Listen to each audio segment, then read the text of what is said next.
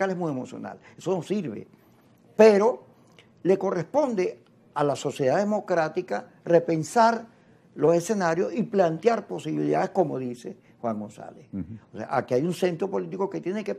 Lo primero que hay que hacer, fíjate, la carta de Maduro a Trump, eso es un avance. El contenido de esa carta, la manera en que Trump trata, Maduro se comunica con Trump, eso es un avance en las relaciones y en el discurso venezolano.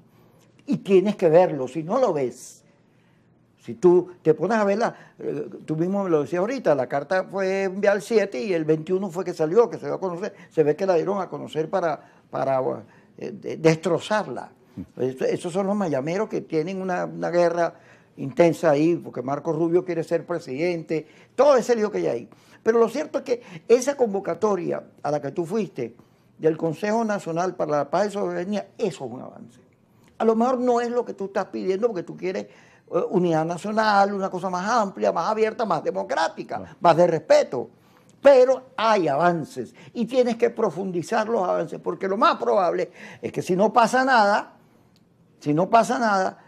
el gobierno siga como siempre va, la oposición como siempre va, y hay un déficit democrático que hay que cubrir en el país para que el voto vuelva a tener sentido. Cuando uno quiere que esto cambie, uno tiene que aprender a apreciar los pequeños pasos, los pequeños gestos.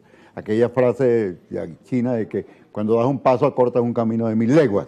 O sea, en la carta es un primer paso pequeño, pero relevante. Incluso yo, a mi juicio, al presidente Maduro le había costado mucho esa carta, no es fácil.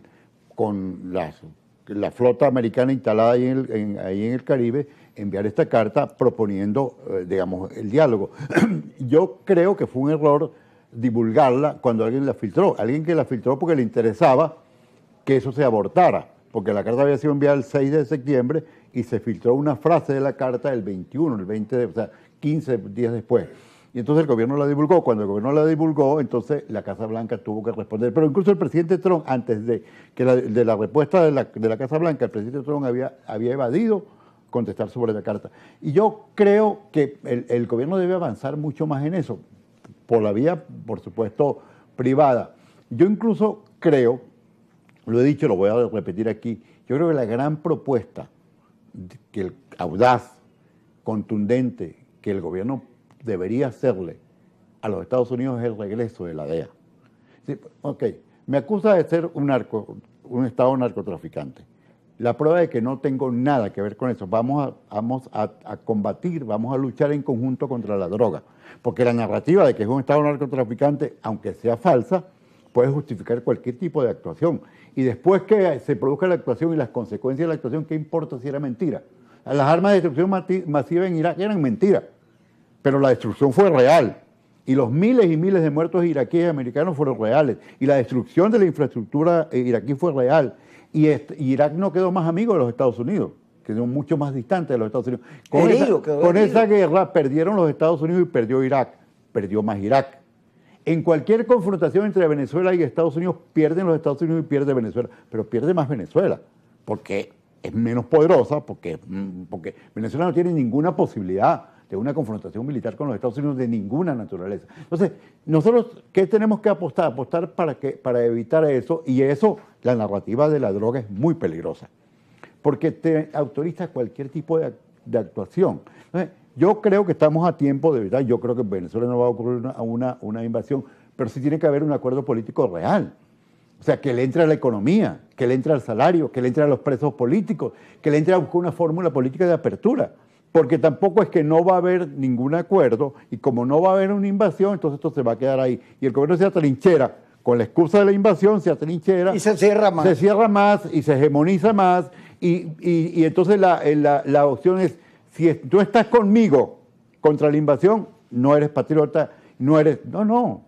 Es decir, el gobierno puede usar esto para radicalizar y atrincherarse, pero ¿qué gana con eso? ¿Qué gana el gobierno con atrincherarse meses y entonces pone a que todo el mundo tenga que afiliarse en la milicia, y que no se afilie en la milicia le van a quitar la bono ese de $50? No, o sea, cuando el país tiene todas las posibilidades. Ahora, ¿qué uno tiene que decirle al gobierno? Hay una posibilidad.